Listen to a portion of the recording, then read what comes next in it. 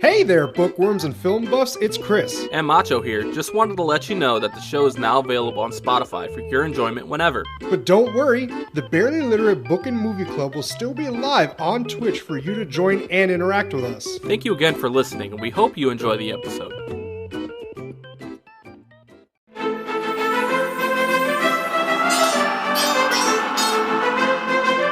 Wait. How do you pronounce that? Dude, I don't know.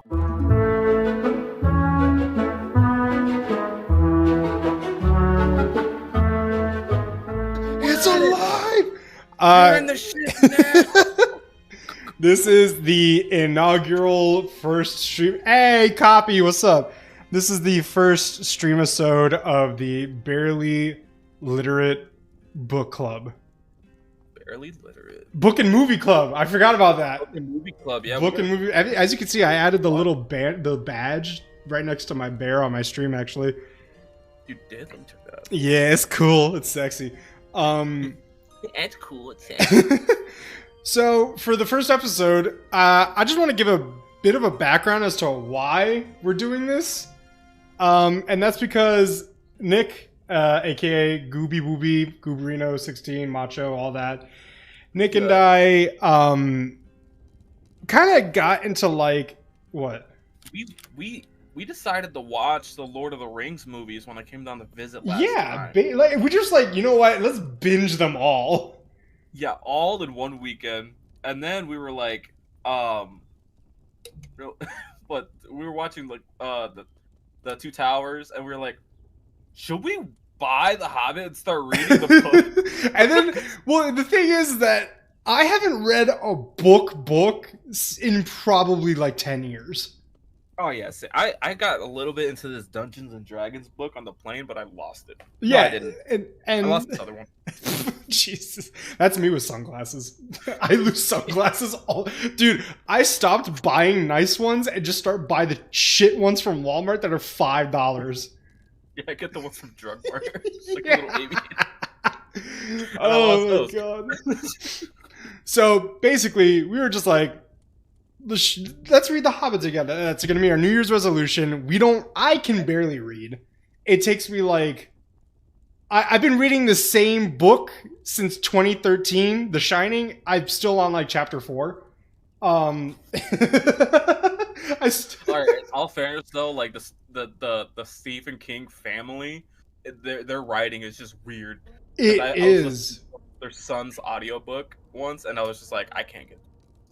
I don't, and he doesn't write under his King name apparently, which is weird. Anyway, so we decided New Year's resolution, we're gonna start reading The Hobbit, and then we were like, should we review it and start like a book club?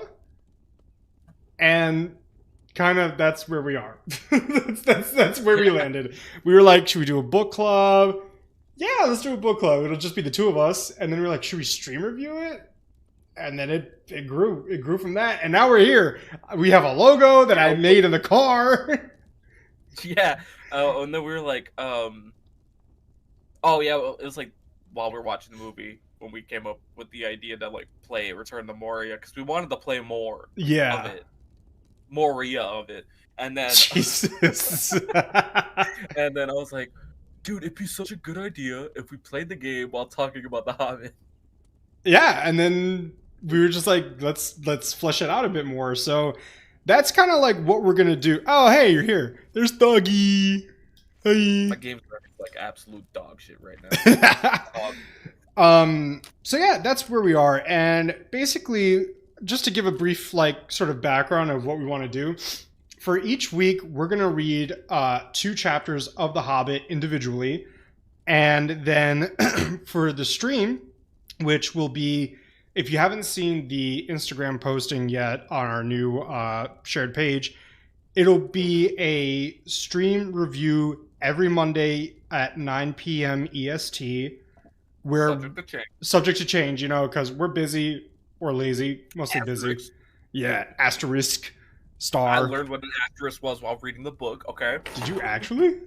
No, not. I'm just fucking around. Dude, my dad hates when my sister and I call it star, and he goes, "It's an asterisk," and I'm like, "Well, stop being an asterisk and just write." Anyway, so we're gonna go through the 2 chapters that we read. One of us will not read one. One of us will give a summary of the first chapter, and then the other will give a summary of the next chapter.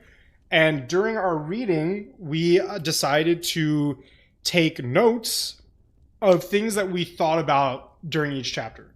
So once the summary is read, then we'll go back and forth on our notes and discussions, and that's basically it.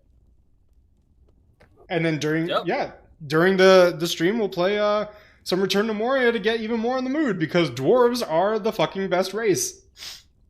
Let's start with a little trivia. Okay. Not trivia, but how Chris, how many books have you read in your entire life? Do you think I know the answer to that? Rough number. Okay, I've read the entire Percy Jackson series of the original series, not like the newer ones. So I think that was 5 books. Okay. And then All the Lovely Bad Ones, which is low-key my favorite book. I've read maybe 4 of the Diary of the Wimpy Kids, so that's 10 books. There was only 4 by the time we graduated high school. There are 20 now. And he's running out of colors.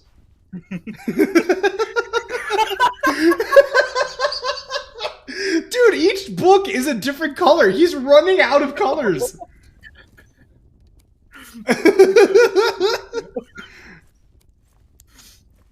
Okay. So nine books total there. 10. Because 5 Percy Jackson, All Lovely, and 4. Oh, okay, yeah. And then does the 9/11 book count? That counts. Okay, so 11. I had to read that for school. Which one is the All the Lovely Bad One? That's the ghost story that I wanted you to read. That's really good. You know what? I was thinking of this movie that I watched that I hated. It was a vampire movie made in the Netherlands, I think. And it was called Let the Right One In. Let the Right One In. That's a vampire movie? It's a vampire movie, and I hated it because first, it was very pedophilic. Really? Oh no! By the way, I made you some mushroom stew because I was apparently starving. I'm wondering why my game is so it's rendered like we're playing RuneScape, old school. Oh no! Actually, there's kind of a charm to that. There is, but it's kind of like Valheim a little bit. Yeah. So okay. So and here's the thing. And then school books. I'd say a few each year because I was required. But yeah, I'd say max 20. Okay. All the way through. That was hot. I felt the heat. There's a bear trap right here. I've physically read the first 5 Harry Potter books. I didn't get through the first sentence of the first book. Really? I said, on Privet Drive, and I'm like, that's private, and I closed the book. I read the first 5 in 5th and 6th grade, and that was when they were doing the AR testing. Do you remember that? The AR testing? Yeah, accelerated reading, or was that an inner cities thing? I didn't inner cities. I never had AR testing. Oh, fuck! You're fighting bear. Okay. Yeah, we had something called AR testing, where you read a book and then you did you took a test on a computer about the book. Okay. And it kind of graded how much you comprehended about it and stuff. So okay. I remember I took the test after reading Goblet of Fire. Okay. And I'd never had to take an AR test again because you failed or you passed? No, it put me at a high school reading level. Oh, 6th grade. okay, cool. That's like when I tested out of Spanish because I couldn't speak Spanish. So yeah, I read the first 5, and then I read the rest. You can't see it. I'm doing air quotes. I read the rest. I did audiobooks recently. I can't do audiobooks. I like them. I drive a lot. Well, I prefer it when I drive, but I don't drive that much. Mm-hmm. So, yeah, like I read the rest in audiobook form, and then there's more books that I've read, air quotes, an audiobook. So I would say around 20 as well. Yeah, about that much. Yeah, but okay. Yeah. Anywho, we're here to talk about The Hobbit, the first book that we have both read respectively in about a decade. We'll get to the initial thoughts of what we both think so far, and then Nick, Macho, Gooby Booby, is going to take it away with a summary of Chapter 1, An Unexpected Party. Okay, full transparency here. Okay. This is to the audience. I'm reading this off a screen right now. Oh, jeez. And I'm really gonna be showing why the title of or the name of our little or like book club. The name of our show, book club, is is relevant. Well, so before you start, flat out, what do you think so far of like your first book back? I guess. I like it. Low key, I don't know how to explain it. It kind of reads like Tolkien has ADHD when he's writing this book. Like I feel like the editor was like, "Hey, you have a lot of extra. You're going off on tangents. Shorten it down." So like us. Yeah. I get that. I definitely. Well, that's the thing. Certain authors have certain styles, and right. Yeah, I guess that's it. But like, it reads really whimsically, though. I like it. I guess that's where it comes from. Yeah. Yeah. It's just the whimsicality of it all. I don't think that's a word. The whimsicality. We'll make it a word. I'm coining it. I'm putting the little badge on there. All right, man. Oh wait. What badge? I gotta look at the. Oh yeah, look at it. Ah yeah, see, it's like Oprah's book club. Yeah, that's what I was thinking. Stupid. Okay, so yeah, without further ado, take it away. All right, let me read the summary for Chapter 1. All right, the story begins in the cozy hobbit hole of Bilbo Baggins, a respectable and unadventurous hobbit who lives in the Shire. Bilbo is We're already at it. Yep. Bilbo's content with his quiet life until one day Gandalf, the asshole, a wandering wizard, shows up at his door. Gandalf mentions an adventure, but Bilbo is uninterested and tries to politely dismiss him. Now, shows up the unexpected guest. The next day, much to Bilbo's surprise and dismay, a group of 13 dwarves begin to arrive at his home. One by one, they are Balin, Dwalin, Keely, Feely, Dory, Nori, Ori, Oin, Gloin, Gipper, Bofer, and Bumper, and their leader, Thorin Oakenshield. Badass name. Damn! I love the names of the dwarves. Dude, I was making a dwarf character in Baldur's Gate, and I didn't want it to sound like too Tolkien-y, but everything it was giving me was Tolkien-y. Yeah. It was like, yo, you should be Thorin. And I'm like, I'm reading the page, it's in there. I love that. I love that. You can tell they're related because their name is just like a letter off. Yeah. Oin, Gloin, Bopham, Opham, Worpham. They make themselves comfortable eating and drinking while Bilbo is flustered by their unexpected presence. During the evening, the purpose of the gathering is revealed. The dwarves, led by Thorin, plan to reclaim their ancestral treasure, guarded by the dragon Smog, in the lonely mountain.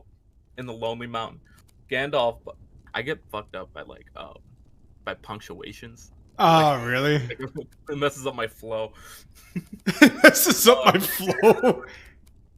Gandalf has chosen Bilbo to be the burglar of the quest, though Bilbo feels entirely unsuited for such an adventure. He's right. Yeah, he's factual. Gandalf produces a map of the mountain and key to a secret door, which he gives to Thorin. He explains how the dragon has taken over the lonely mountain and hoarded the treasure there. Thorin shares the dwarves' deep desire to reclaim their homeland and restore their honor. While the dwarves sing songs of their lost kingdom and treasure, Bilbo is overwhelmed by conflicting emotions. Part of him is drawn to the idea of adventure, but his practical and timid nature resists. Ultimately, Bilbo is left anxious and unsure about the journey ahead.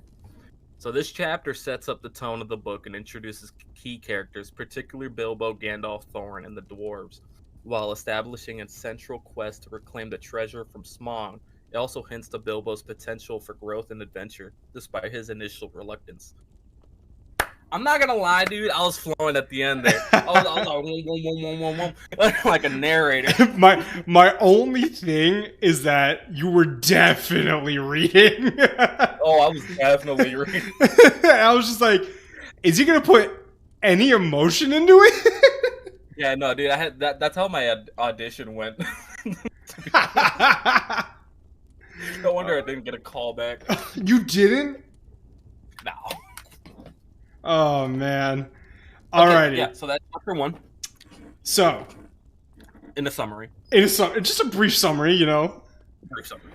I want to hear some of the notes. We'll do the back and forth. You know how it goes. Your first note.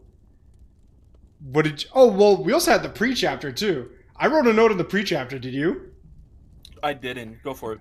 So, my first thing is dwarfs versus dwarves. All right? They they specifically like have a thing in the pre-chapter or the premise, not premise, whatever it's called, the prologue, preface. They specifically have a thing in there to state dwarfs versus dwarves, and I'm just like, so what? And I looked it up, and the actual plural of the word dwarf says dwarves, not dwarfs. So do you think Tolkien was wrong to put this in, or is this like a weird old English or English to American like bad translation?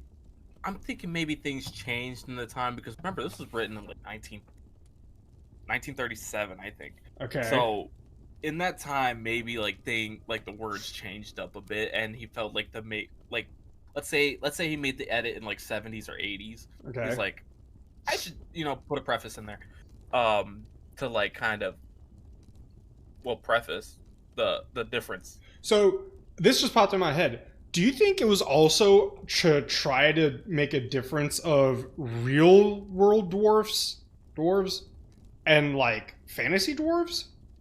I think so. Interesting. To like try to say like there are two different, because just from looks, they are two different like types of dwarves. Yeah. So I'll say like real life dwarves are more like gnomes, because they're not broad, you know. Mm-hmm. Like fantasy dwarves are like freaking barrel chested, like God, the day you go on the street and see a dwarf in real life and you call him a fucking gnome is the day your nuts are getting cut with hedge clippers. Oh yeah, dude, I'm not gonna fuck with I'm not gonna fuck with little people at all, because I've seen the micro wrestling. Oh my god. They could whoop my ass. Okay, but they got low center of gravity and can fly. Yeah, they're gonna take my knees out, and I got bad knees. So yeah, that's the only thing that I had for the preface was just like, hey, why even put that in? Because like I was already thinking, now I'm confused. Which one is it in the book? Dwarves with a V. That's what I think. That's what I like, right? Yeah. Yeah. So then, what the fuck? I like it. All right. So first one, go for it. Your first chat. Are you eating the Twix? I'm eating my Twix. Nah, it looks like a shit log. My first chunk of notes is literally just mapping out the characters.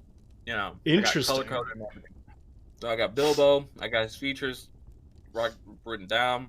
Loves smoke rings. Loves maps. I thought that was really funny when they mentioned that. He's like, "Oh yeah, Bilbo's like really likes maps," and I was like, Hell yeah. I didn't pick up on that. Okay.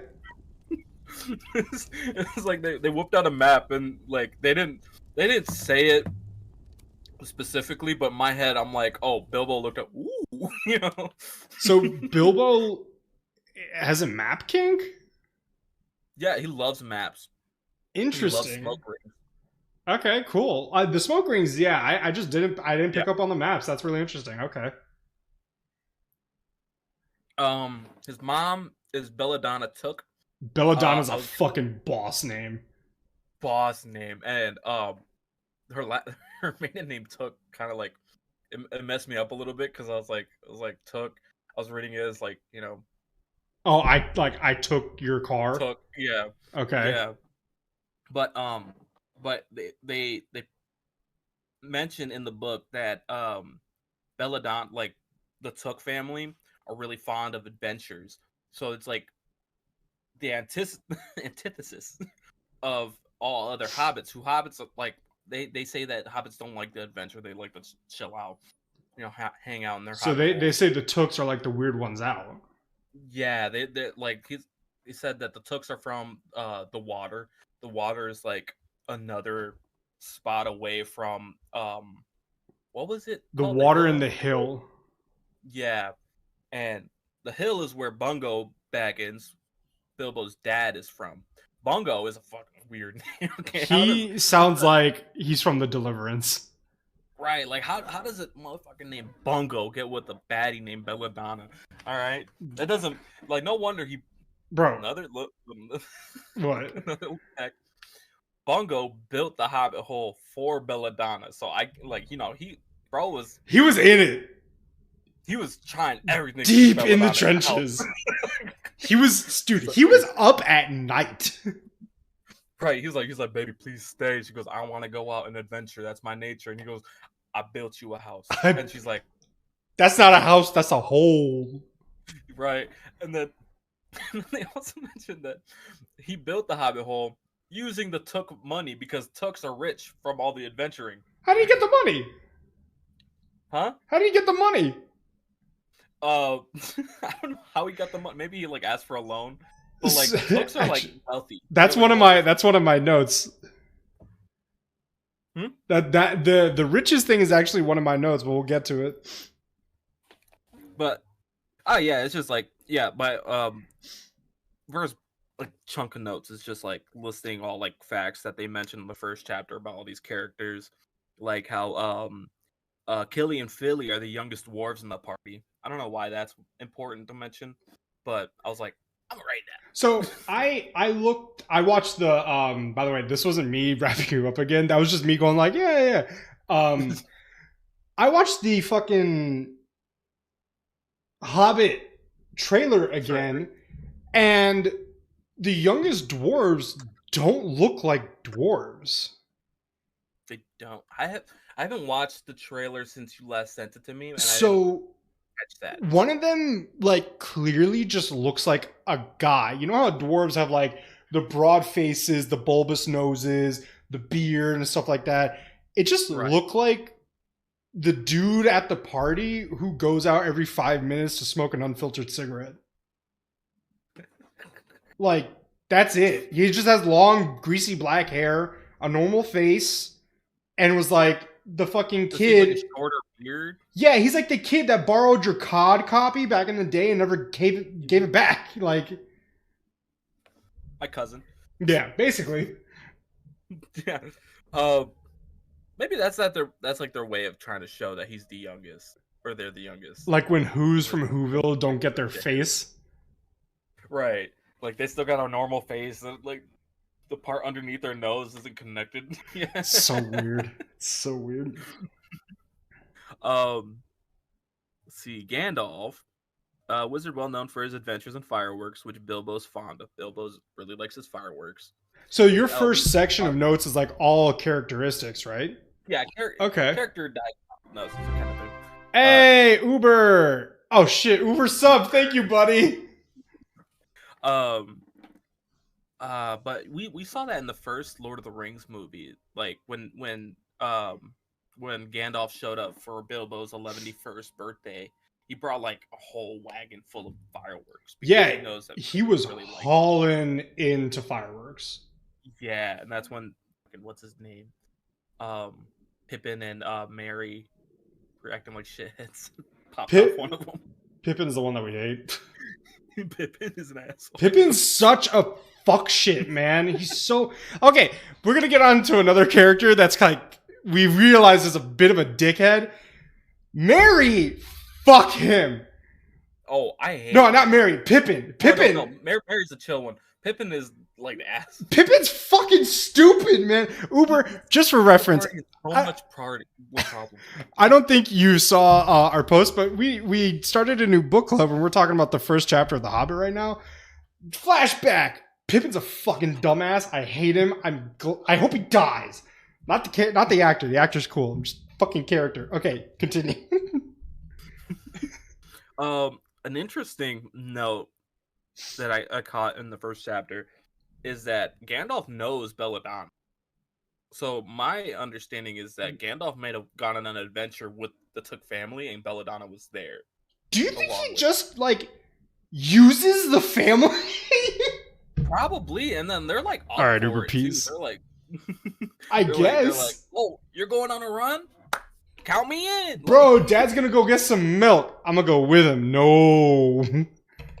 And Gandalf also knows Thorin's father and grandfather, Thrain and Thror. I haven't mentioned them yet, but I think Thror is the grandfather, and Thrain is the father, and they got into some business, but I'm not gonna get to that yet. Go off with your first chunk of notes. So, are we doing chunks or are we just doing like note discuss? Yeah, note? let's do chunks because I just went through like my first chunk because it was just character descriptions and stuff. Okay. Sorry. I'm gonna right in my ear. I'm gonna go 4 notes in because it's everything that you briefly mentioned. So yeah, that was about how much I went through. The first note that I have is Hobbit construction is rather interesting. So in the book, it's basically described that the Hobbit hole that Bungo built is a long tube with rooms on either side. Yeah, what's up? Oh, I was gonna say it's like he built it like a bunker that's exposed. In a way, yeah. So like he basically said that it's a long tube with rooms on either side. And apparently even rooms that are called cellars are on the there's one floor technically. They're all on the same floor. House. Yeah. So like why call it a cellar? Because that's below. And then the other one is why make it a tube? Why not just like make it a square or like have passages? Because like from the look of it, the hill isn't that big. It might not seem that big to us. Oh yeah, hobbits are half the size of us. Hobbits are like what, a max 3'5"? I would say so. Yeah. Like what was it? They mentioned.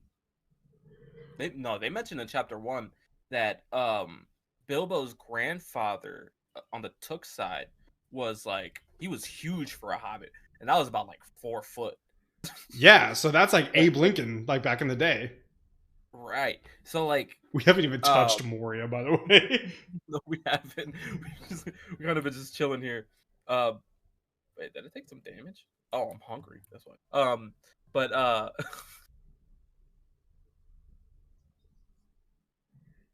it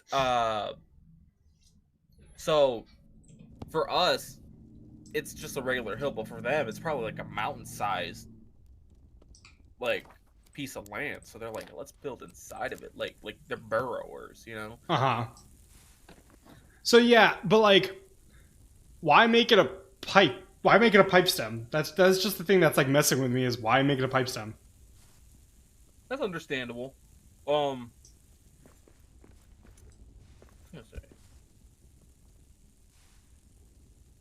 I kind of got a little bit more familiar with Hobbit holes in a weird way. I was in it's a little tangent. I was in VR, and in Steam VR you can choose a different environment to make your home. That's why I sent you a while ago. It was like I'm like on this like kind of like wooden structure in the middle of the ocean type thing. That's Hmm. my home now. But thank you. Um, one of the places I checked out was a hobbit hole. Okay. It was Bilbo's hobbit hole, How'd you and like so that? like it was it was weird, and it was very much like the books described it. It was like tunnels with rooms breaking off. Yeah. So it was really weird, but I kind of liked it. It was very cozy. Before I get into my, oh, actually, no, I'll reference this again. They also said that they reserved the best, like the most important rooms for the rooms to have the windows. So like the room, like the kitchen, the dining room, all that, they were the most important rooms, so they got to have windows and were facing the outside. And I was just like, that's pretty funny. send Yeah, send the guest rooms to the back with no windows. with no windows, they're just like stuck in darkness. So Here's something more.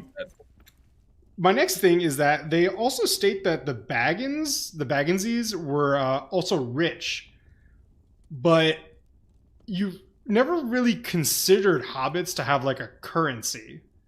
So it always Right. seems to like go that they trade or barter or they just give things to each other. So how do you think the Bagginses got so rich? Because like you said the Tooks probably took loot. Right. That's something I'm like stuck on because while I was reading chapter 2, I was just sitting there because like like Bilbo's just like, oh, I want to go home. I want to go home. Mm-hmm. What does Bilbo do for work? Like from what we've read in the book so far, all he kind of does is hang out in his hobbit hole, And smoke. cook meat for himself, and smoke. That's about how like I know people like that. They don't have money. Some of them do from like illegal practices, but like they don't have money.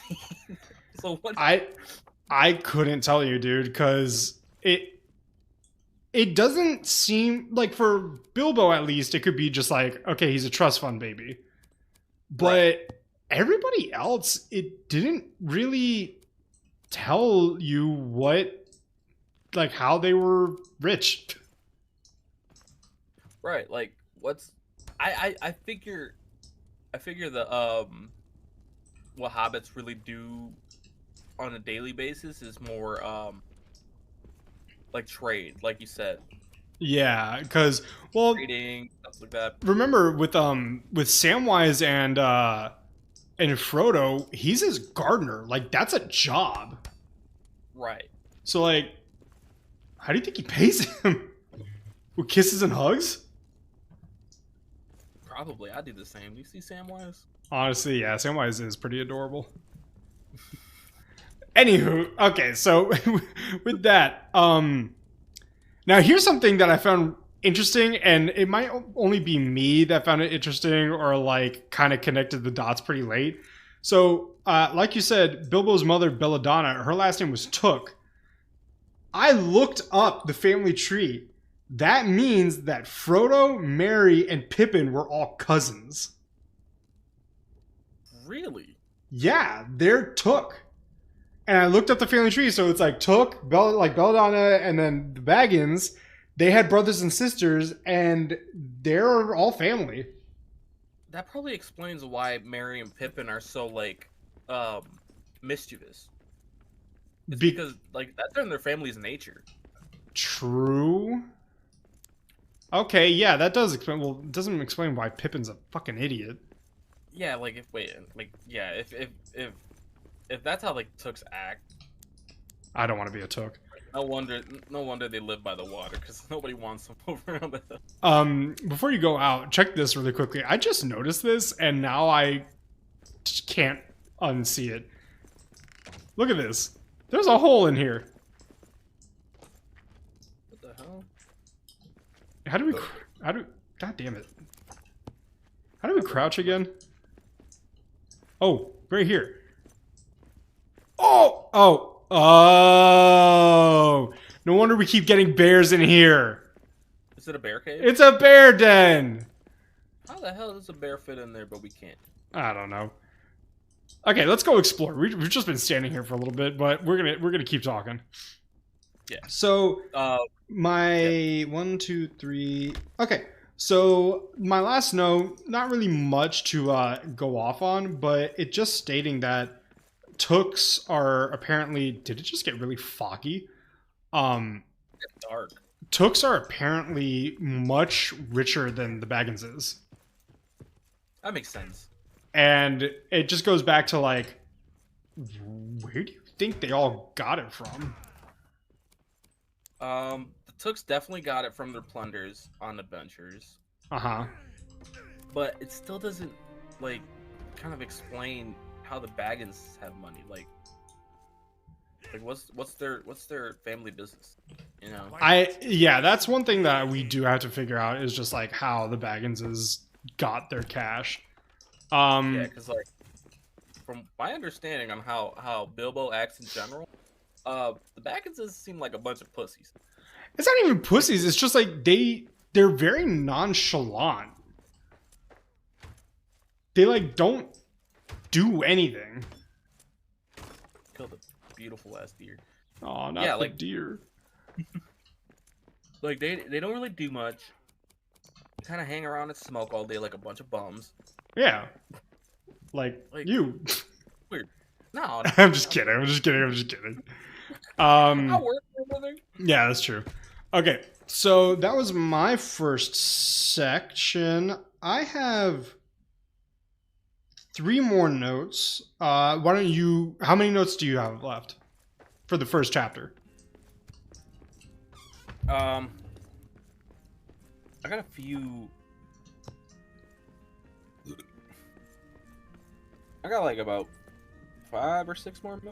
Okay, I already mentioned one of them. So you do like another 3, and then we'll discuss them, and then I'll do another 3, and then you finish off. Okay, yeah. All right. So they mentioned that Gandalf received the map of Dale. Okay. From Thorin's father Thrain. Now, I think how they explained how he got that map, because they had like a back and forth about this, and Gandalf was being like weirdly cryptic about it. Yeah, I remember when Thrain was talking about his dad, Gandalf was like, I have your dad's medallion. Why do you have my dad's medallion? Because he gave it to me. Why? It should be mine. Who the hell are you? Like it should be mine. He's like, you're right, it should be yours. That's why I was gonna give it to you. And you're like, I don't think you're gonna actually give it to me. If like, what? No. Like, there's so that's why we say say that Gandalf's. So yeah, let's get into that really quickly. This isn't really no, but it's just something we've noticed. Gandalf is low-key a dick. Like, he is just an asshole. Like, first, like, he like, all right, let me get into this. I was thinking about this in the car on the drive back home. Bilbo clearly said he didn't want anything to do with an adventure, but Gandalf still scratched a note on the front of his door. That first of all pissed me off. And then sent 13 little dudes over to his house, and it was like, hey, this is gonna be your burglar. And Bilbo had no idea about this. He was just sitting at home. He was about to light up his pipe, and then all of a sudden it's like, ding dong, and then it was like, oh, what? And like, Bilbo probably didn't even know what a burglar was. Right. It's like, he's like, you want me to do what? I don't know. All I know is that like I would be pissed off. I would be like, no, get away. I don't care if you guys are cool. Actually, no. If we saw a bunch of dwarves and be like, yo, we're going on an adventure, I feel like you and I would be like, hell yeah. Oh yeah, we would join 100%. But like, Bilbo didn't want anything to do with it, and like Gandalf still sent the dwarves over, and he's like, hey, this is your dude. He's cool, trust me. And Bilbo's like, why are you sending 13 people to my house? And then they're like, oh yeah, we want 13. this. Yeah, they're like, oh, we want. He's like, oh, at your service, and then Bilbo's like, oh, I'm at like pleasure to meet you. I'm at your service too, and then because Bilbo likes to host people at his house, he said that. The thing is, these were unexpected guests. And not only that, so you have a huge guy like Gandalf in at least Ian McKellen is at least 6 feet tall, right? Right. You have a huge guy who takes up a lot of space, and then you have 13 dwarves who are bigger than hobbits. Dwarves are bigger than hobbits. Like, I don't care how big the hobbit hole is. That is huge. That is so many people. That is so many people. And they're just like, hey, we want, like, oh, you're offering food? Oh, I want this. I want this. I want Oh my! this, I would be so pissed off. That, you know what? I'm gonna go to my last note for the the chapter. I wrote, Gandalf has got balls just volunteering a hobbit who never met him before to go on an adventure with 13 random dwarves. Like, right. You are out of your mind, old man. Gandalf is like the textbook definition of the unemployed friend. Because, yeah, of course, your unemployed friend would invite random people to your house without asking you first. And then also, Nick, you can't mind that. Yeah, we can. No, you can't. I'm getting stoned from this. I don't know what you're talking about. I don't think you are. I am. Are you really? No, you're not. There's no way. Do you see that stone drop there? I didn't add stone. Whatever. So, okay, your next note. I got a big note, by the way. So it's more like, all right. Let me read off the next two because they coincide with each other. Okay, cool. So Thror, that is Thorin's grandfather, died in Dale trying to get the treasures in Dale back from Smaug. He was trying to run back in there. Greedy bastards. Yep, and then Smaug was like, nah, no. Yeah, basically. And then I should put this farther up, but it's explaining Dale. So Dale was a dwarven city in a mountain, on the Lonely Mountain, I think, right? Mm-hmm. And that's where the dwarves thrived and had amassed a large amount of treasure, gold, and jewels before Smaug the dragon attacked and kept the hoard of gold and jewels to himself. And that essentially just like put the like the dwarves' economy was like up here, and then Smaug showed up and it dropped. Dwarves were like each major world empire at their height. Yeah, they were. And then Smaug was the Black Plague. Yeah, and then like they said in the book like the dwarves are at such a good place, like financially, like economically, that they could start just making stuff for fun. So they just started making a bunch of shit like artistically and everything. And that's why their art is like that, right? Yeah. And then Smaug showed up. He was like, "Ooh, burn! My ears, mine now." And then kick the dwarves out. That's one thing. Is just like you rarely see the trope that dragons just love gold now, and that's very apparent with Smaug and like the Tolkien book is just it goes back to the old like, oh, dragons find a hoard of gold, do nothing with it. They just sit on it. They just sit. So like gold is memory foam to them. Right. It's just really comfy. And I get it because if it had that much like gold coins underneath me, it's bound to like form into the shape of my body. Right? So like I get where they're coming from. But come on. It's just yeah, and the dwarf like take the elves. Like at least they're immortal to an extent. Right, they could make that stuff back easy. Yeah. Leave them alone, our boys. It's just a weird dwarf. It's just a weird trope for like the dragon and the horde and stuff like that. It's almost on the same level as like the dragon wants to kidnap the princess. Right. It's like, Which, why? yeah, like what is the point? And like Is where did gonna those lay down tropes the come paper? from? We should look. I'm gonna look that up. Hold up. Also, we have not ate or slept. We need to do both. Yeah. Where does the trope? Well, I'm on all caps. Just tell me, Google. Greedy dragon trope come.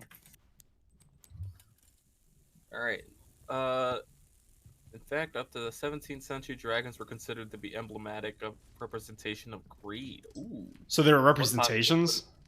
Yeah, and one possible explanation of the origin of this trope comes from the old hypothesis about dragon legends being inspired by dinosaur fossils. Okay, that doesn't explain shit. That doesn't explain anything.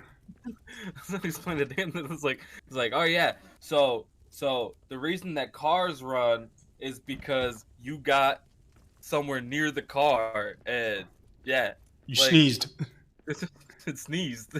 That's why cars are here. That doesn't make any sense. And then some guy named Ford came along, hired a bunch of Asian guys, and created the assembly line. Yeah. Like, the greedy dragon trope, where dragons are depicted as hoarding treasure and being obsessed with wealth, primarily stems from European mythology, with roots in ancient Greek and Norse legends, where dragons often guarded valuable items like the golden fleece and figures like Fafnir. Where sorry, that was like a weird, like, that sounds dwarven. spiky. Were specifically known for their greed and desire for gold. This association was further solidified in medieval literature and art, portraying dragons as covetous creatures demanding tribute from villages, solidifying Covetous? the link between dragons and greed. Okay. We didn't get an So answer. what's that mean? Yeah, we didn't. Basically, I think dragons were like a personification of greed. Like how like snakes were like deceit. Yeah. And so I guess it's just that's where that came from. That was a really dumb way to go. While we discuss your next topic, we should explore this little open area. Okay, bet. Where did I leave off on? Okay, I was explaining Dale. Yeah, you're explaining like Thor and Dale and like how they came about and him running back in. Yeah, so Thor ran back in trying to get the gold back. I figure he was leading an expedition, and things did not go as planned, and Smaug took him out. Okay. And then Thrain tried doing the same, but he ended up losing his mind, and that's when Gandalf met him, and Thrain didn't like. They said like Thrain didn't even like remember his own name. I recall that, and I'm just like, what happened? Yeah, and like they said he still remembered Thorin, so he gave the map and the he gave the things that he wanted Thorin to have to Gandalf, and Gandalf failed to failed to mention that until it was asked. Yeah, he was just like, I'm gonna keep it until it's mentioned. Yeah, this is yours. I was meaning to give it back to you. Like, no, you weren't. I was gonna give it back to you when you were ready. Yeah, like, okay, that's what they all say. Yeah, exactly. Like, what the fuck? So yeah, that's another reason Gandalf's an asshole. He's kind of a dick. Gandalf is kind of a dick. Let's be real. He's a funny dick, but he's kind of a dick. Ian McKellen made him really likable. Well, it's Ian McKellen. Say, just from the two chapters we've read, I already really want to watch the animated movie. Where he goes like, old one. Yeah. he just like he psychs out Bilbo. Yeah. Jesus. Oh, actually, you know what? The rest of my notes are kind of like, or just about Dale in general. So I'm just gonna go through them real quick. The 13 dwarves plan to go back to Dale and retrieve their treasures. Went over that in the summary. Mm-hmm. With the help of Gandalf, who enlists Bilbo Baggins to be their burglar, unbeknownst to Bilbo. And that was something we were talking about earlier. And they went along with it, like. Yeah, they're like Bilbo obviously did not like no, this is all going on. The dwarves are like, "You're a burglar, right?" And he's like, What? "I don't know." And then Gandalf shows like, "Oh yeah, that's the He's guy like, right there." I've never seen a dwarf in my life. What are you talking about? Right. And they're like, "All right, well, you know what? Let me sing this song to you real quick, and then you're gonna be down for it. Trust me." Honestly, if I heard that song, I read the song in the like tone. Yeah, I was trying to read it in a cadence and Far tone. Couldn't over really get into it. the But misty I like how they all just like mountains. whipped out instruments and they're like, "Oh yeah, like let's throw down a beat real quick and try to convince this little hobbit to like join our join our adventure." And these two huge fat guys just show up and be like, yo, let's go. Yeah, they're like, "Hey, you want to join our dragon heist? Dragon heist? Yeah, you're gonna sneak in there and you get the stuff back." Right? Oh my. He's like, if you live, not only will you get the loot, but you're going to split it 13 ways. Yeah. No, not 13 ways, 14 ways. Oh yeah, because like he just dips. We'll talk about that. So I'm loving this book so far. I'm not even gonna lie. it's yeah, it's a lot. Do you have arrows that you want to hold? Yeah, I got like some arrows. All right, I'll drop those for you. I'm glad that we're like staying on topic. This is something we were kind of worried about with playing a game and talking. We're so like focused on this that maybe we should go to the other idea of just like playing after we're done. Yeah, because we're just like yeah, we have the like the vibe going right now, like just walking around. Yeah. The mind. So are those all your notes for chapter 1? For chapter 1, yeah. My last. Oh wait. There's like the small one where the side door of Dale was like 5 feet high and could fit 3 dwarves abreast. Which I mean, I guess that's pretty wide. That's a wide door. But that's almost like wider than the height. You think so? If I were to draw a shape of a dwarf, it would be a square. Yeah. So like 5 feet high. Go for it. Let's stay inside the side real quick. What'd you say? Let's visualize this. Okay. Let's stay inside the side real quick. Let's visualize this. Okay. So yeah, that's wider than a normal door. A dwarf is like, okay, so 3'5" is a hobbit. A dwarf is at least 4 feet. Right. Max-ish. Mm-hmm. That means the height is like a dwarf and a half. Yeah, like we definitely have to duck to get in there. You would have to duck walk. Yeah, like that would be really like a short door, but it's pretty wide. It's very wide because look, I would say like 6 feet. Yeah. Yeah. Nick, look at your door. It's 7 feet tall and 3 feet across. Is it 3 feet? I don't have a ruler. I don't know. It's about a yard, I would say. And just like imagine that on its side. 2.5 feet. I would say 2.5 feet. Okay, whatever. I'm going by my forearm, and I'm a size 12. So like, the forearm and your foot size coincide. I forgot that was a thing. Fun fact: your wingspan is supposed to be your height, or close. No way, really? I tested. I was told that when I was a mechanic because I was measuring a hose length, and then they were like, "Oh, you don't need a yardstick. You just bring it to your wingspan, and then you just make a guesstimate there." Because your wingspan is supposed to be close to your height. It does not feel like my wingspan is at least 6 feet. But I don't know. Weird off topic. I'm dropping a lot of coal and stone, my guy. Okay. Oh, dude, I see a bunch of shit here. Okay, so is that your last one?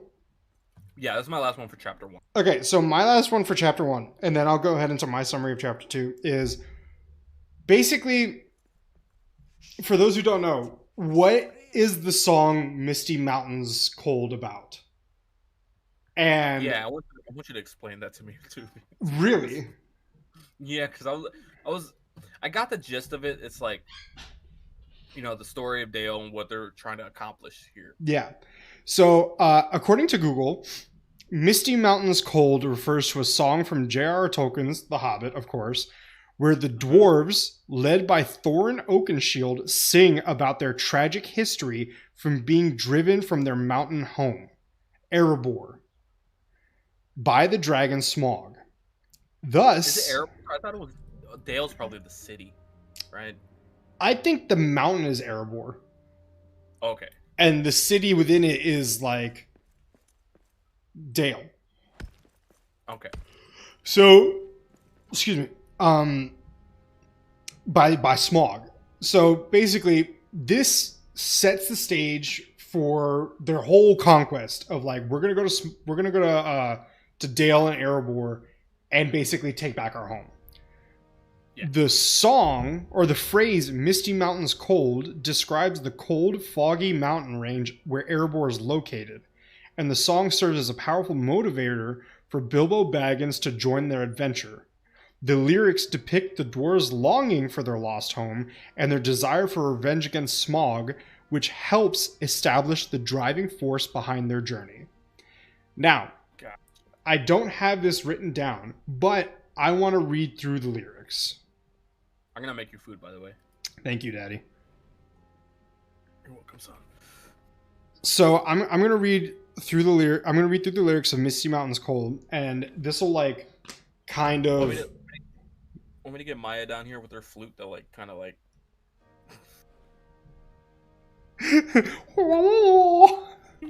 I'll just be like. Dude, there's a lot of reverberation for that. I'm like, I feel it. Okay, so the main verse, or the chorus, I should say, is far over the Misty Mountains Cold, so that would be Erebor, to dungeons deep and caverns old. We must away ere break a day to seek our pale enchanted gold.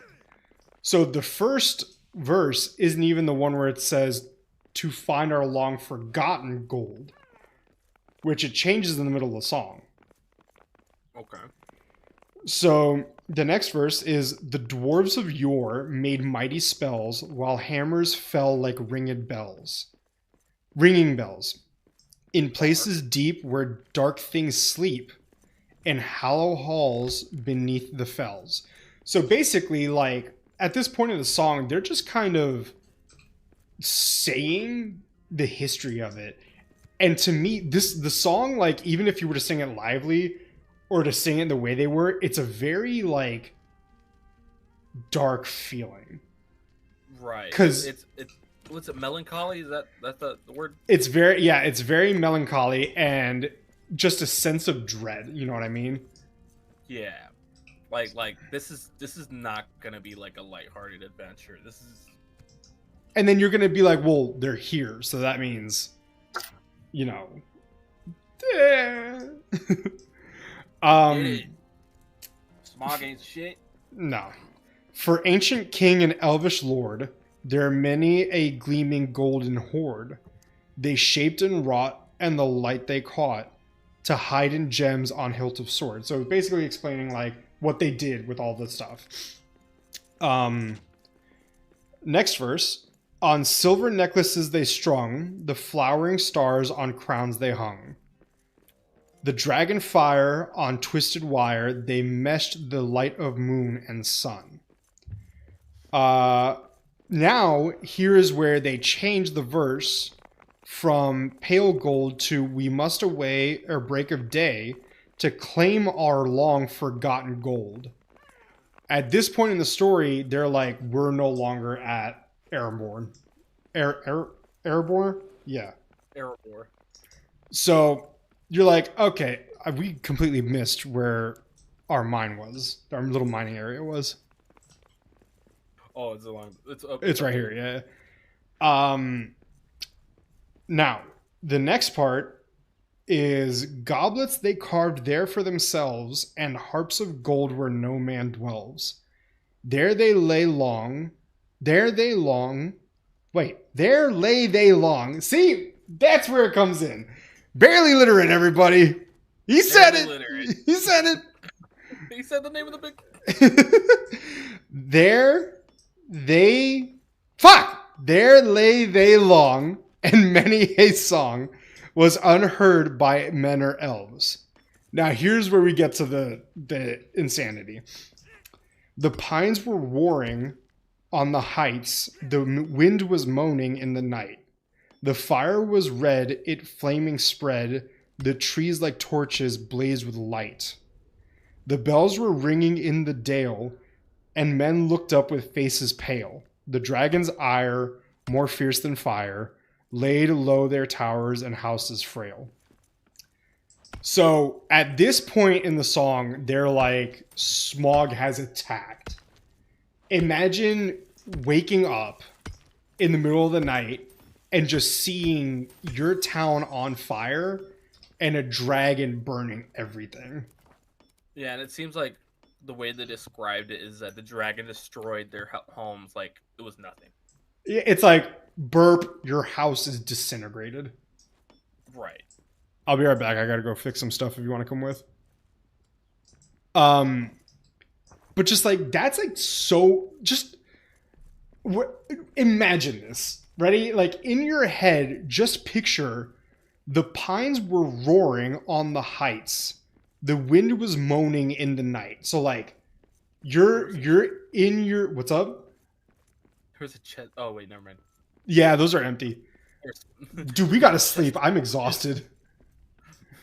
But like, you're a hobbit, not a hobbit. You're a dwarf. You're chilling in Dale, and all of a sudden, like, shit is going down, man.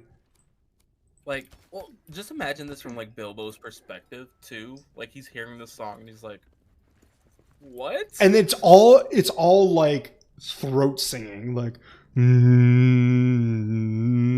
like that. Holy shit. Oh, we're under siege? Are we under siege? Oh, we'll kill him. You fuckers. Under siege? I see two of you. I call this a siege. I call this springtime.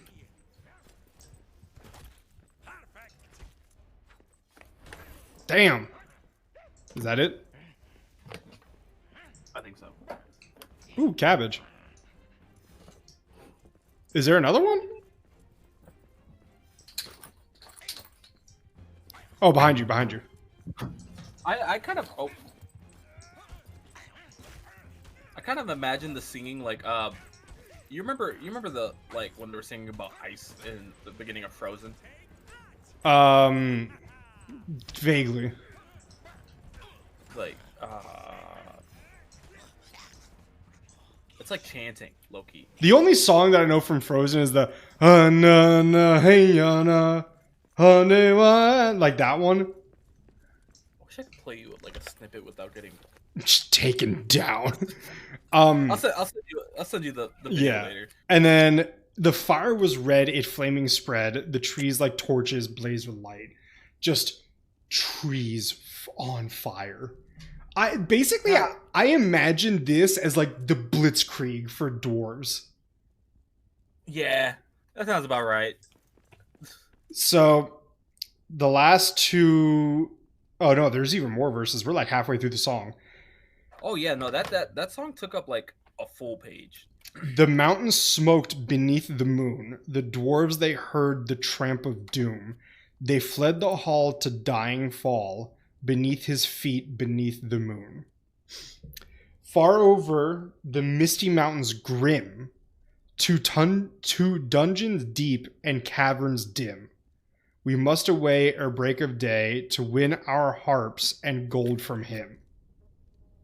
So that's an immediate change. Yeah. Okay, we need to sleep. We need to sleep. Yeah, I'm waiting for you. Oh, you should have told me. I just thought about this. I'm getting chills reading it too. Remember in Lord of the Rings, Fellowship, when they went, like they were going to the mines, they didn't want to go down there. But was that Erebor? No, that was Moria. That was Moria? You know where they had the the fight with all the goblins like racing up to them, Yeah. that was Moria, dude.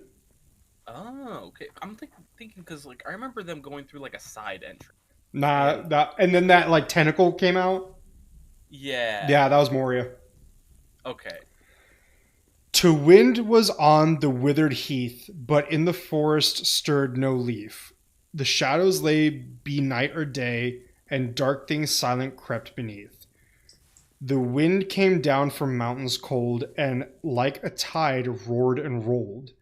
The branches groaned, the forest moaned, and leaves were laid upon the mold. The wind went on from west to east, all movement in the forest ceased. But shrill and harsh across the marsh, its whistling voices were released. The grasses hissed, their tassels bent. The reeds were rattling, on it went. O'er shaken pool, under heaven's cool, where racing clouds were torn and rent.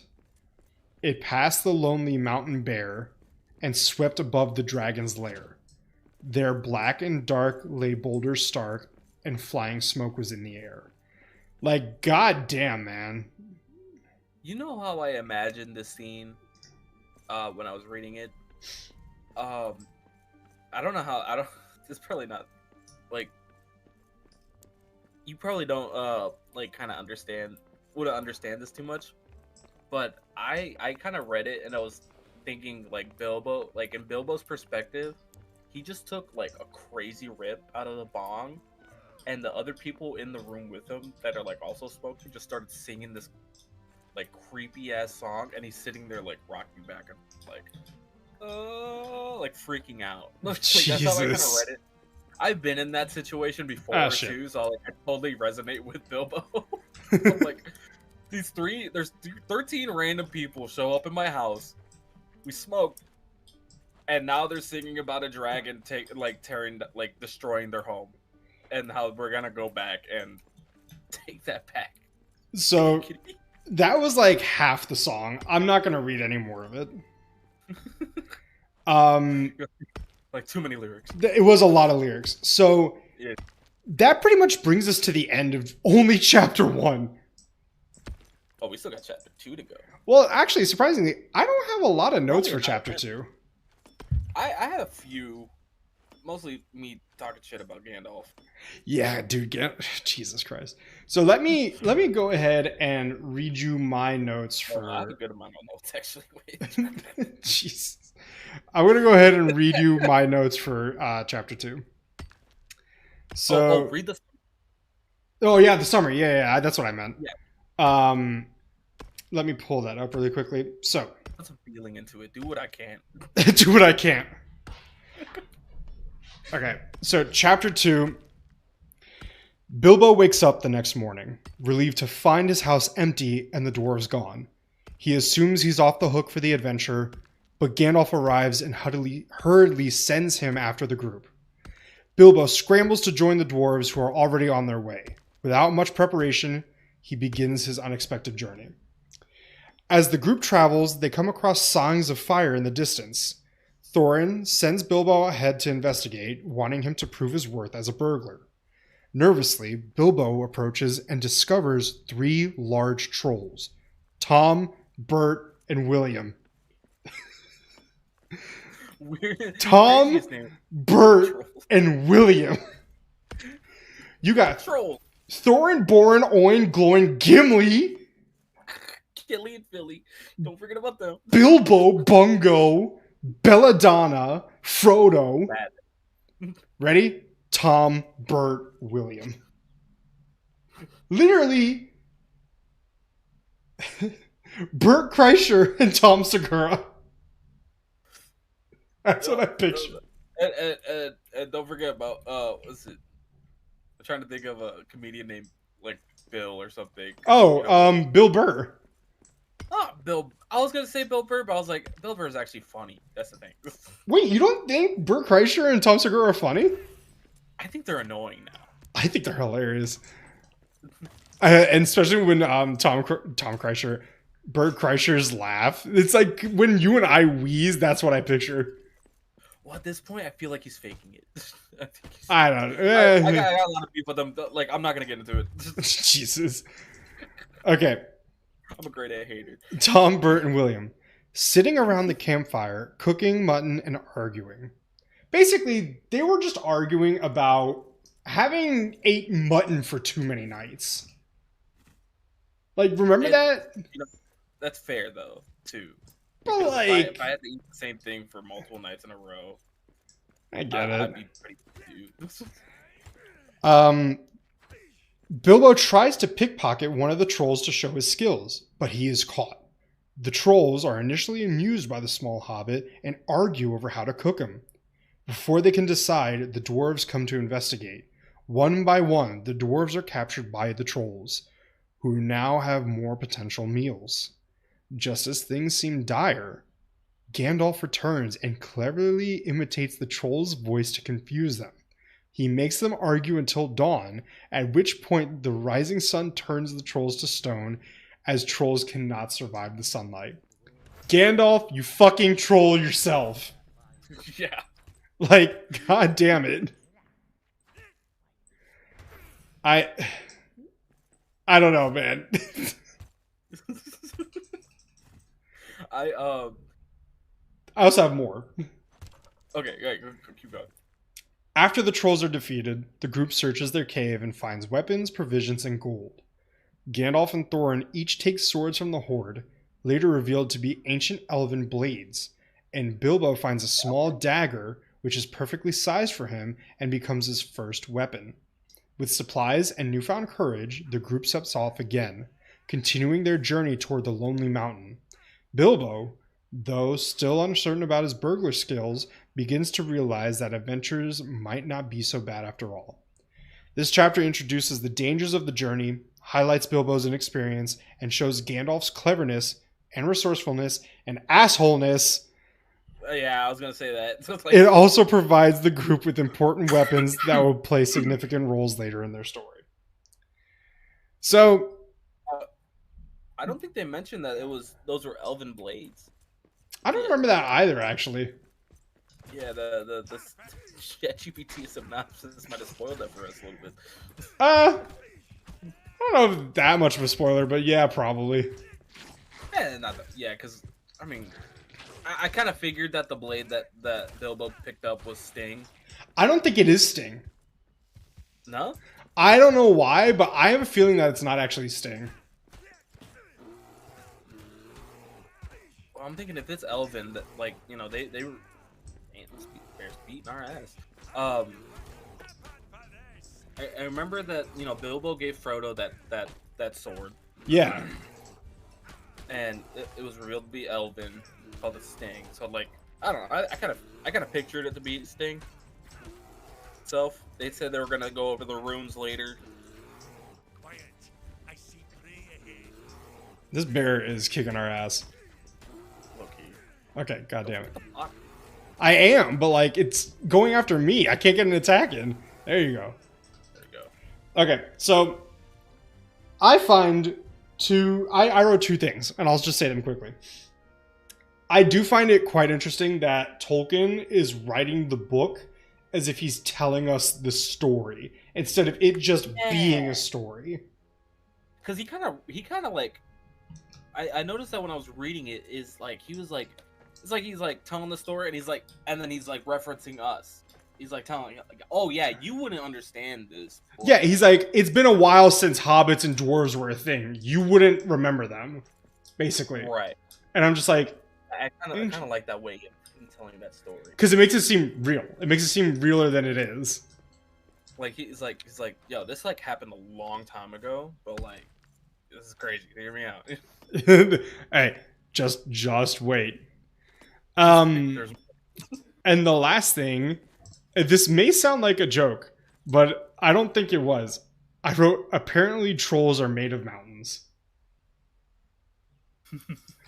Well, when I read that and got to the part where the trolls got stuck in sunlight, first thing I thought about was that episode of What We Do in the Shadows.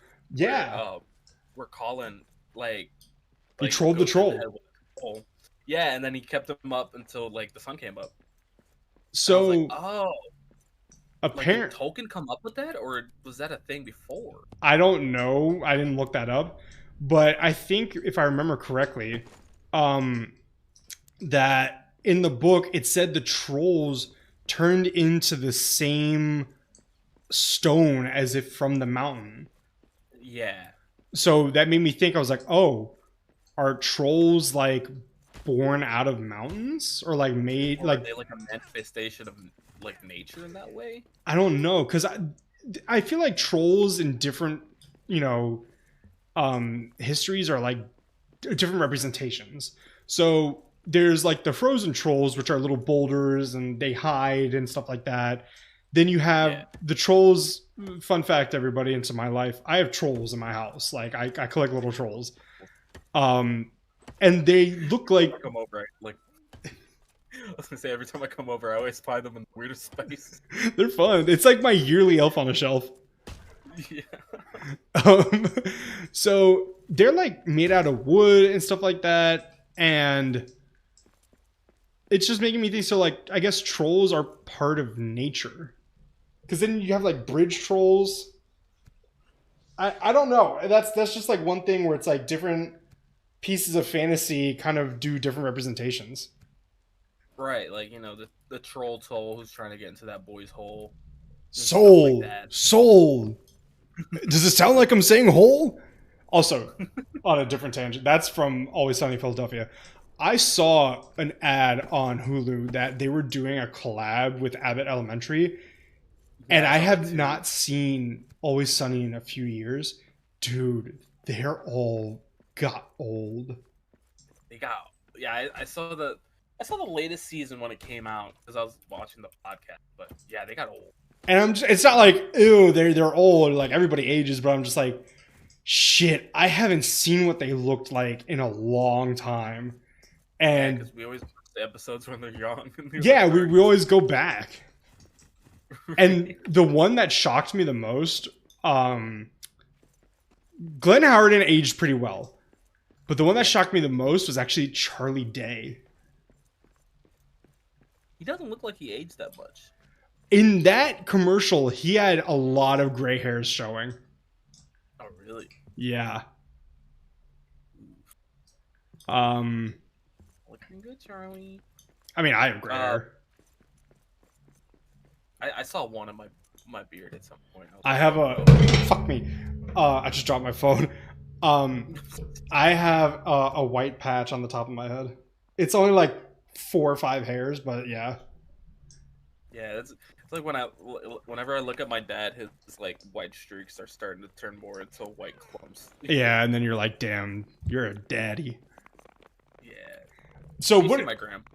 Got white hair. Okay, yeah. Yeah. So what are your notes for So like any things for chapter 2? So okay, so those were your only 2 notes? Yeah, I don't know. It didn't really seem like anything in chapter 2 stood out for me that much. Yeah, they kind of grazed over the traveling part. Right? It felt like it was just morning. Oh, and then the Green Dragon bar. That's something that they mentioned. Yeah, that's part of my notes. There's a bar by my house called the Green Dragon Inn. I've been there a few times. Is it Tolkien themed? I think it is because it's like a place where it's like a regular bar. They have like a big wall full of board games that you can check out and play at your table, and then they also have rooms breaking off where if you have a party, you can play D&D in there. It's gotta be Tolkien themed then. It's probably We should check it Tolkien. out next time I come up. Yeah, like I didn't realize that until I read that. I was like, the Green Dragon Inn, this place by me. It's in like a dead part of the city though. Like, Oh no. it's weird. Yeah. So yeah, that's one of my notes. Oh yeah, the dwarves and Gandalf are rude as fuck for just leaving a mess. Oh. In his house. Oh my god. Yeah, because like at first they cleaned up at night. I was like, oh, they're gonna clean up in the morning. Nope. Nah. Now you kind of see what I got to deal with when you come over. They didn't do I do my dishes. I didn't do it. They didn't do a single dish. They just left all those pots and pans out Bilbo's like, motherfucker. He was just like, I don't mind doing dishes. I'll do it. Also, I said go to sleep, by Yeah. the way. I just I like the fact that he tried to like sleep in to try to avoid this adventure. He's like, oh, so then he finds Oh, Gandalf like, hey no. motherfucker, you gotta get going.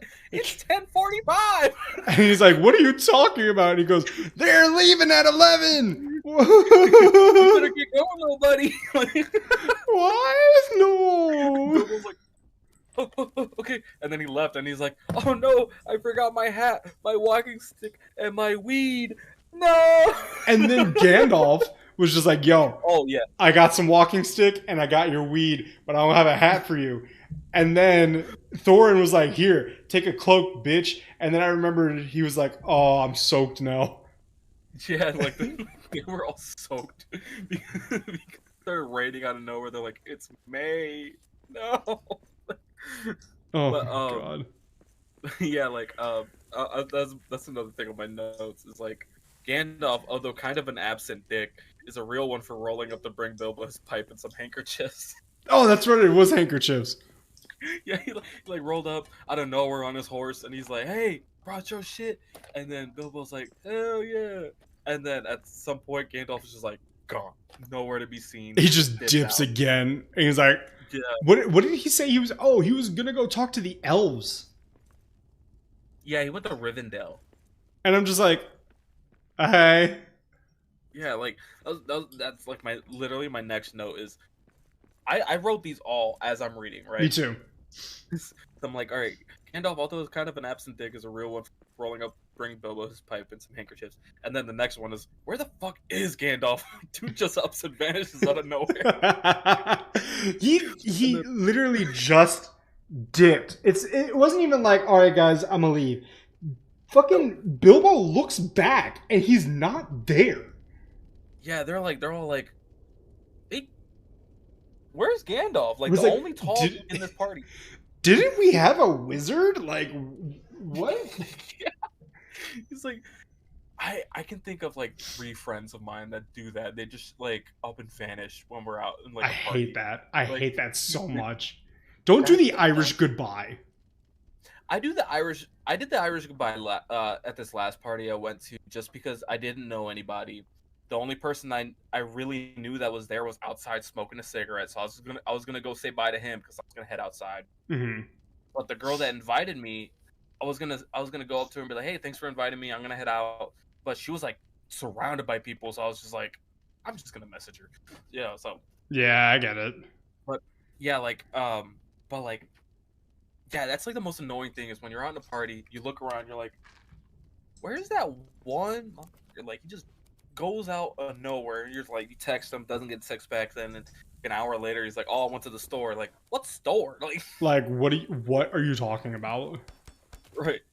Uh, okay. So my next note is Bilbo is going through it. Not only did he not want to go on this adventure / heist, now they got him checking out potentially dangerous settings to see if things are safe. Then they're just like, "Hey, go check that out." Yeah, Quick. the smallest being in the group. Yo, can you go like check out 3 trolls for us? Yeah, like they don't know it's trolls. Like I'll give them that, but like you don't know what's out there. Then you're gonna send them out alone. I would have been, once I saw the trolls, I would have been, nah, fuck that.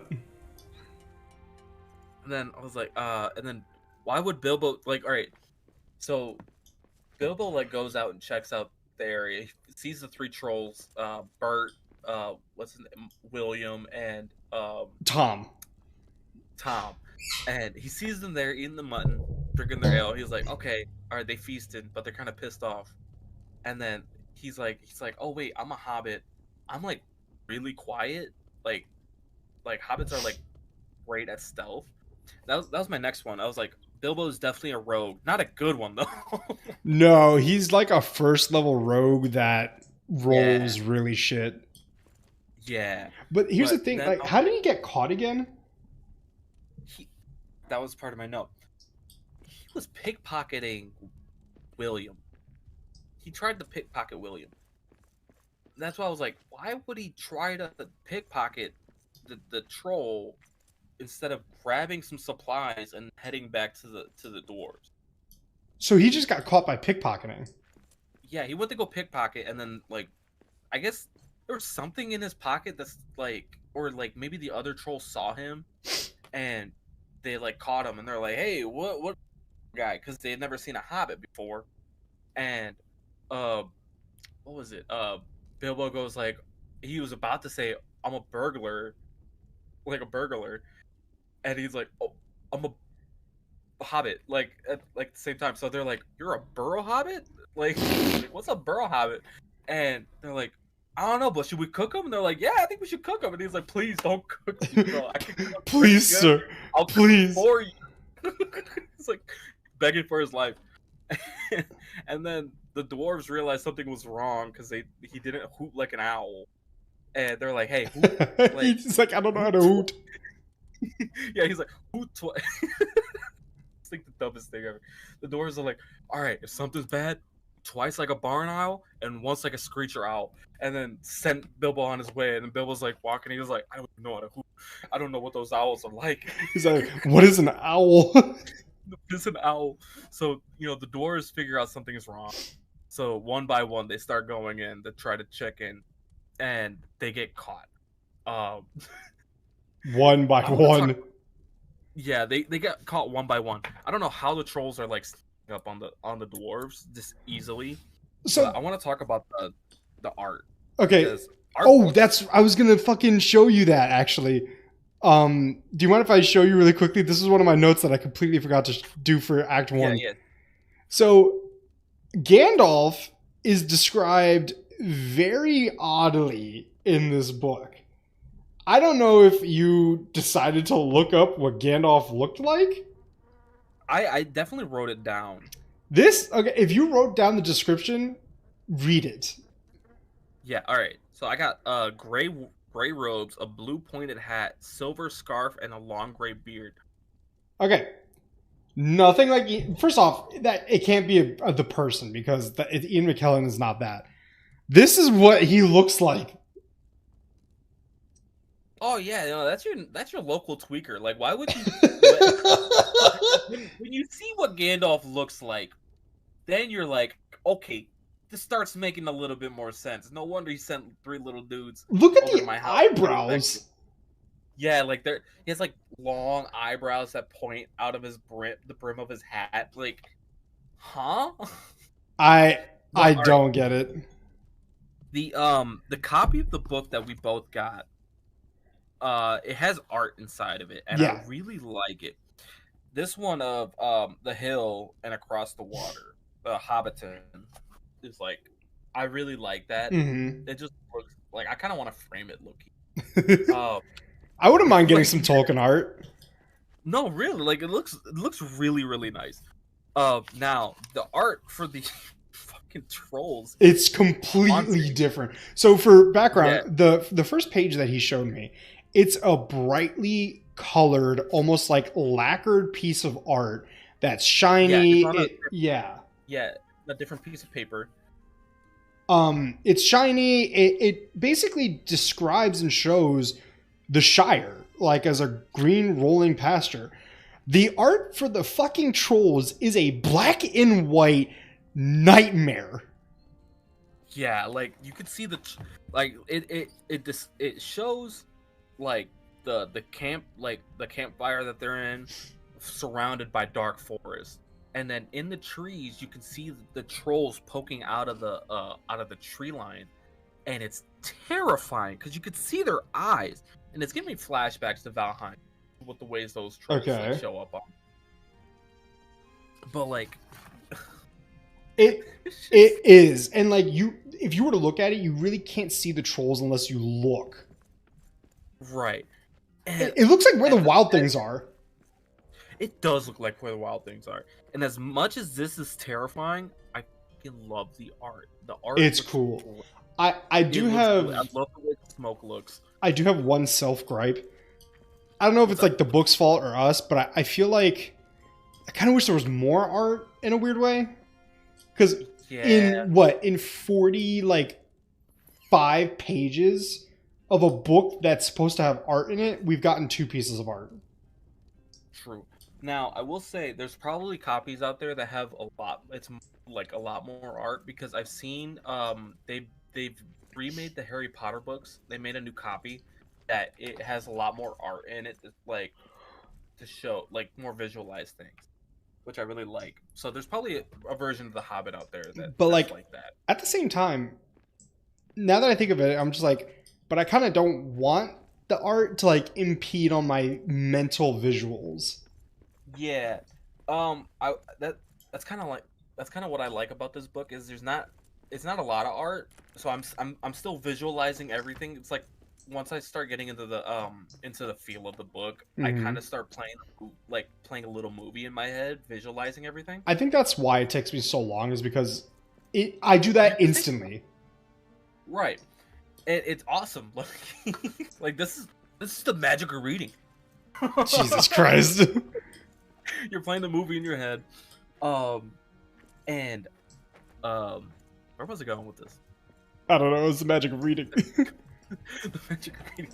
So like I like that the art kind of gives me something more to go off of to more visualize everything myself. Yeah. Um but yeah, how the hell did big ass trolls, which I assume are bigger than a human, are sneaking up on these dwarves? I assume that trolls are bigger than a human, smaller than a giant. Mm-hmm. So that kind of like not irks me, but it's just like what the hell? These are supposed to be like battle, not like battle hardened, but like battle ready trolls for an adventure. And not trolls, dwarves. 13 of them got fucking jumped by 3 trolls. Yeah, and the only one that put up a good fight is the leader Thor. Like, me, He beat two of them up a little bit. do we have to give Tolkien credit, because like once again, he's the father of modern fantasy, and when he wrote this, the tropes were not established. So like Right. the leader of the group wasn't always the most equipped one, or like stuff like that. But at the same time, if you're already saying that these fucking dwarves were ready for an adventure, do you like Yeah, like like it seemed like they didn't have any weapons ready. they didn't have any weapons ready, and if they even barged into the camp, then yeah, that'd be fine. But explain that. But they viewed the trolls first and then got captured. Right. It just confused me a little bit, and I'm just like, I don't know if I like that. Yeah, it was it kind of undermined uh Their power, their power. It kind of gives Thorin a little bit like more but not by what was it? much. Yeah, it gives Thorin a little bit more credibility because he did put up the most fight. Like he grabbed a branch, burned one of the trolls, like hit him in the eye, I think, and the other one he knocked a tooth out with a branch. But like after that, he still got caught. You know. So like, where were these weapons? Maybe they did mention that like one of the ponies that they had ran off into the water, But they got it and back before it there's could drown, right? no there's supplies that were they got the pony back, but the supplies on the pony got washed away. They said, That's right. but they didn't mention what the supplies were. Like if it was just food I or if it was think like gear. I think it was I think it was implied that it was food, because they Yeah, were like, we don't have anything left for dinner or right. breakfast. And that's why they sent Bilbo out to go check out the fire. But So wait, why did after that, the pony run in the first place? it got spooked off by something. I'm not sure. Hmm. And then after Gandalf like saved them, like oh yeah, one of my notes was you're a booby. Like one of the two trolls are like arguing, Oh, they and kept calling each other boobies. yeah, and I was like, what kind of insult? It's, But I don't think they like came up with the word cuck then. yeah. It's like I appreciate Gandalf for showing up just in time for shit, but like this wouldn't happen if he didn't dip out in the first place. Exactly. Gandalf would You have know? been like, nah, homie, those are trolls. And then right after that, I go, okay. Apparently, Gandalf was scouting the road ahead and hit up Rivendell, and that's where he learned of the trolls that were giving the dwarves and Bilbo a hard time. Oh yeah, that pissed me off. He was like, I went to Rivendell, and I don't know if this is true, or if I remember this incorrectly or not, but they were like, what's Rivendell? What are the elves? And he'll be like, oh, that's where we're going. So why Yeah, the fuck did you go ahead? yeah. His reasoning was that he was scouting the road ahead to make sure it was safe. He went to Rivendell, and that's where I don't think they said elves yet, did they? Isn't Rivendell elves? I'm not sure, but I know that he got to Rivendell, and the people there told him that like 3 trolls came down from the mountain and are settling down at some place. So that's when he went back and he took care of them. But It's like I get you wanted to scout the road ahead, but like that was stupid. so uncool. Also, like the reasoning behind it was just really dumb. Yeah. These hyenas are wolves. These are wolves. Yeah, like oh, and then I was gonna say, what like all right, what do you think dwarves and hobbits taste like? Because like the trolls are gonna eat them. I don't think But, they like, taste much different than what human would taste like, and I hear that human tastes a lot like pork. yeah, Because they're all humanoid. What? that's what you keep telling me. I know Well, that's that. what I keep hearing. It's not that I've been eating people. It's just what I keep hearing. Not from cannibals. It's just like every account that a cannibal I have. God, this is not making me sound good. I have heard that human tastes like pork. From the what was the Papa Meat like video that we watched. The Papa Meat video, the account from the Andes crash, Dante, fucking Jeffrey Dahmer, last podcast on the left, like majority of people have said that human tastes most like pork. I found the orcish key in here. Oh, you opened it. Nice. Grab everything.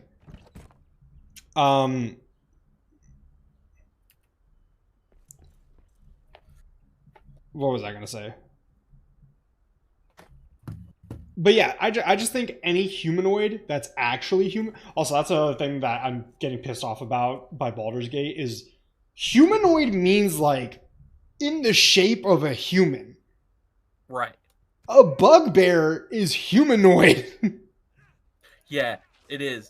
And there's like you'll try to do something to them, and they're like, "Oh, that's not human." Yeah, like Yes, you can't hold person, and I'm like, bitch, it's a humanoid. Like that's right. what it Like, means. it's in the shape of it. Like the bugbear is just the original art for Chewbacca. It's so annoying. Such a weird divergent. But is there anything that you have left for chapter 2? I got one more Shoot. thing, and it's raised as a question. So you remember how we were watching Lord of the Rings? One of our discrepancies was like, or one of It moved too fast. Ooh, I'm getting done, dude. Hold up. One of the things that we had like kind of an issue with was that they like they introduced like Gandalf and Saruman as wizards, but they don't actually like say any spells. Or That's incantations. right. They don't show magic. Yeah, but like other than the Force, I guess with kind of because Count Dooku was throwing like Ian McKellen around like crazy. But in the book, they mentioned like what they found some gold in the troll cave, and they like buried it somewhere on the trail, and they said they put some spells on it on top of it. Yeah. And when they were trying to get through when they were trying to get into the trolls hideout, before Bilbo like decided to show the key off, like after everybody tried everything, um, like they said that Gandalf tried some incantations on the door. So are there like actual spells and incantations in this that they did not bring into the actual movie? And I Because like honestly, that'd be kind of annoying. and I think Like, that's one thing that we right? can do for the next for like the movie part of the book and movie club for Barely Literate is like talk about like the differences and the sort of gripes we have with the movie. It's just Right. why have a wizard in Lord of the Rings a movie and just like have him barely do anything? Because Yeah, like besides Bilbo, Gandalf is like the what is it? The deuter antagonist or deuter protagonist of the story. what's that mean? I think it's like the most secondary character. Okay. Um, he's like he's this basically this secondary character of the story that everybody knows. So like, why not have anything that he does? Yeah. No, I definitely remember us like we were talking about this after watching the movies. We're like, they didn't say a single damn spell. Or show us. So like, he does the flashbang. I remember that before he falls to the depths of Moria. He does the Force with Saruman, but like in production standards, that's just wiring. Like Right. they're just wiring them up and throwing them around. Go for it. I've also been playing Shadow of War lately. That's another like Middle Earth um Game. It's like uh, setting. you know yeah, and in that one it shows magic too because you're playing as a ranger and he's linked with an elven wraith, and the wraith gives him like magic powers. Like he can go up to um he has the power to look into a palantir, which is like the crystal ball. Yeah, That that fucking Mary, not Mary, that Pippin fucks up again, remember? yeah, and so he said he had the power to look into it without dying. He had the Without dying. power to like he had the power to like cleanse like areas that the Dark Lord uh Saruman or So Saruman's Saruman is Gandalf's mentor.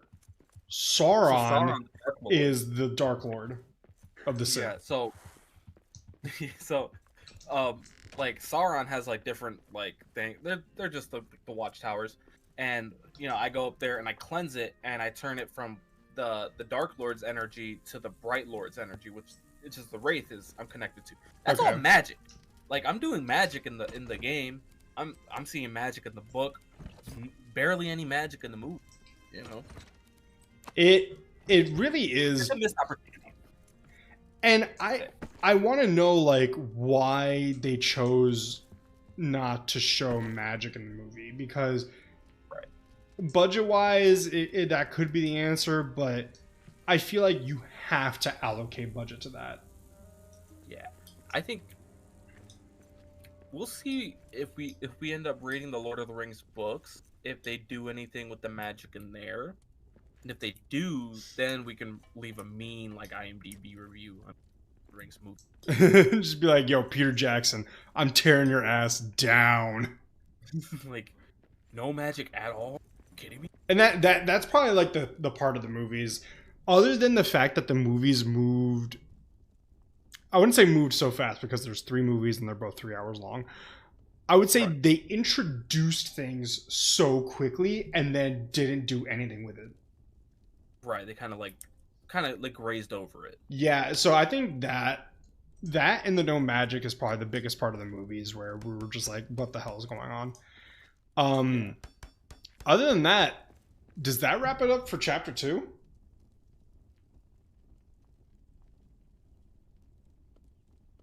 Yeah, that was my last note.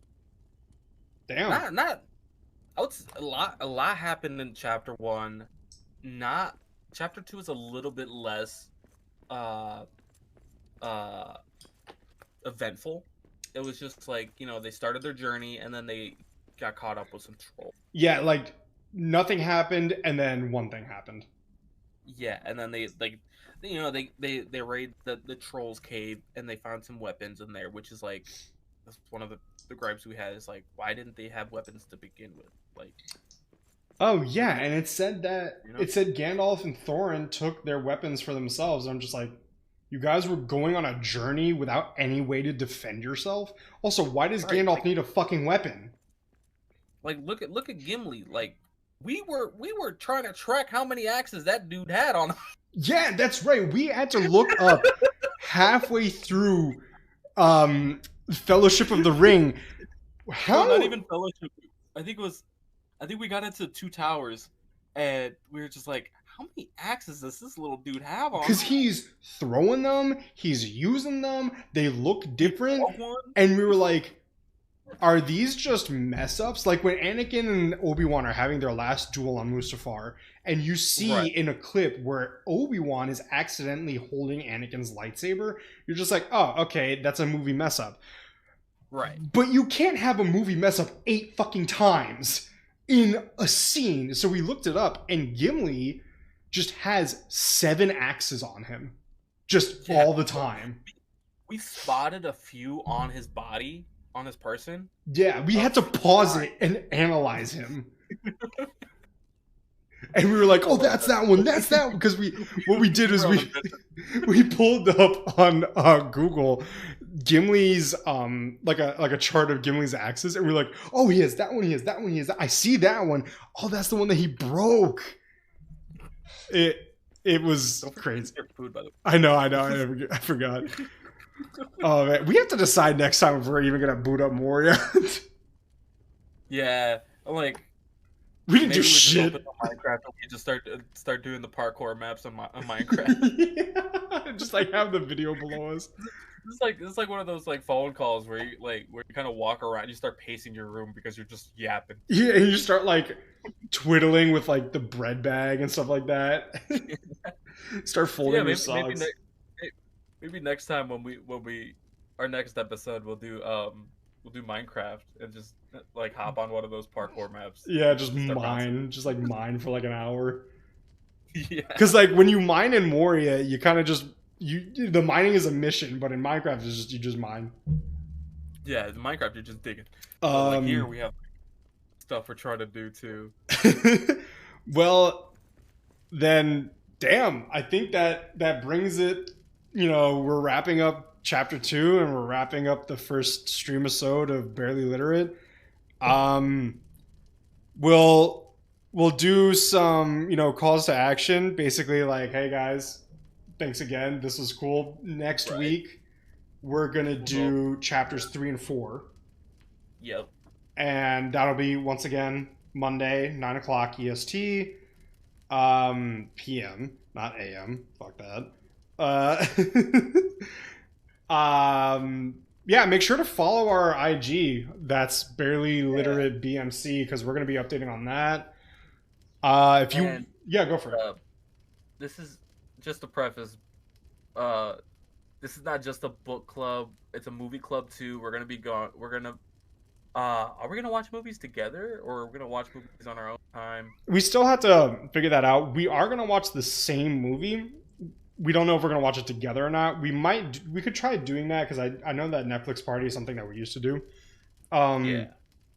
But I was gonna bring this up to you. I was like, oh, what if we did like monthly movie picks, and then like one month is Nick. Like January, you should pick a movie for January, and we'll make a post about that and say Nick's monthly pick for a movie is this movie, and then February would be me, and then back and forth, back and forth.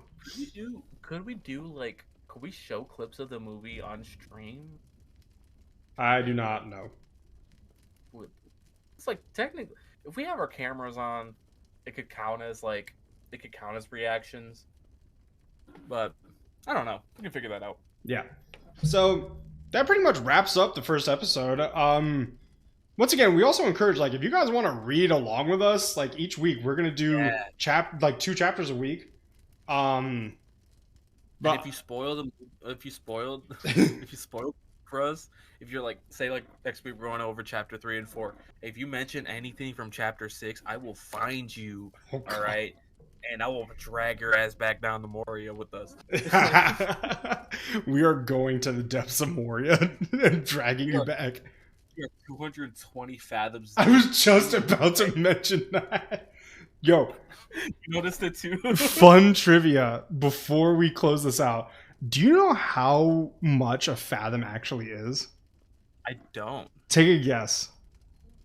I'm gonna say half a mile. It's 6 feet. It's 6 feet? It's 6 feet, my guy. No, why would... That's... Okay. A fathom is... Look it up. A fathom is 6 feet. 220 divided by 6, then. No, times 6. Would it be times 6? Are you trying to figure out how many feet? Yeah. Yeah, times 6. That would be 66 times 2. Huh? No, 220 times 6. Go for it. Yeah, 220 times 6 is 1320. 1,300 feet. Deep. Jesus Christ. How many feet are in a mile? Let me look that up real quick. We're done talking about the book now, so we're just gonna start like hyperfixating. Jesus. Okay, once we figure out a mile, then we're gonna end the stream episode. Okay, 5,280 feet in a mile. So we're a fifth of a mile underground right now. That's not. Doesn't seem that. No, that doesn't seem that bad at all. That's like we put it like those. Yeah, like what the? I thought we were like 2 miles underground. Like, oh, okay. Anywho, like yeah, okay. Okay, so no, you can say it. You can say it. I was like, this is like 220 fathoms deep. That seems like crazy, but then you're like, oh, we're like not even a mile. Yeah, let me go walk to the fucking Burger King. Like that's a fifth of a mile. I feel like. Right. Anywho, everything we just said. Thank you guys for watching. This was a great first time. I think it went really well. Yeah, it did, and I cannot preface this enough. We have never done anything like this before. No, like I gotta reiterate. I lately, since I would say in the past 2 years, I've only done audiobooks. I've tried reading 2 other books, hard copy. One was a Dungeons and Dragons book that I found that I thought was really cool, and another one was I would say it's like a horror book, and I was gonna read that with my ex at the time, and we couldn't even get past the first chapter, like reading it together. Why? Because it was scary? Not that it was scary. It was just like the first chapter was very long. Yeah, it's hard to get into it. It's a lot. So we're gonna see how this goes. We'll be posting a lot. What's up? I'm really liking the book so far. I think you're liking it too. Yeah. But and it's fun just to like read a book for the like try something new with your best friend. Usually we play games, we watch movies. Lately we've been getting really into visiting each other. Yeah. Like a few miles, 2 states away. We gotta figure that out because you mentioned next month, and I'm like, that's soon. I don't think that's gonna happen. Yeah, so we'll have to figure that out. Remember, we're gonna watch all the fucking Hobbits when you come down. Oh yeah, should we? Oh shit, we gotta finish the book. We gotta finish the book, and then should we watch the animated one or the live action one? Oh, I want to watch the live action. I told you this before. I want to watch the animated one stoned. I know you do, and I'm like, I wish I could with you, but I can't, and I want to experience that. Oh, Jesus Christ. Okay. Thank you, everybody. It's been wonderful. Check me out at Jericho on everything. Twitch, IG, YouTube. Check out Nick as Gooberino16 on Twitch, Instagram, YouTube. And then Barely Literate Book Club. Barely Literate Book and Movie Club, which is Barely Literate BMC on Instagram. Alright, guys. Thank you very much. I think this was great. Nick, say your prayers, baby. Alright. Thanks everybody stop by. And to Erebor. Let's go. All right. Thanks, guys. Bye.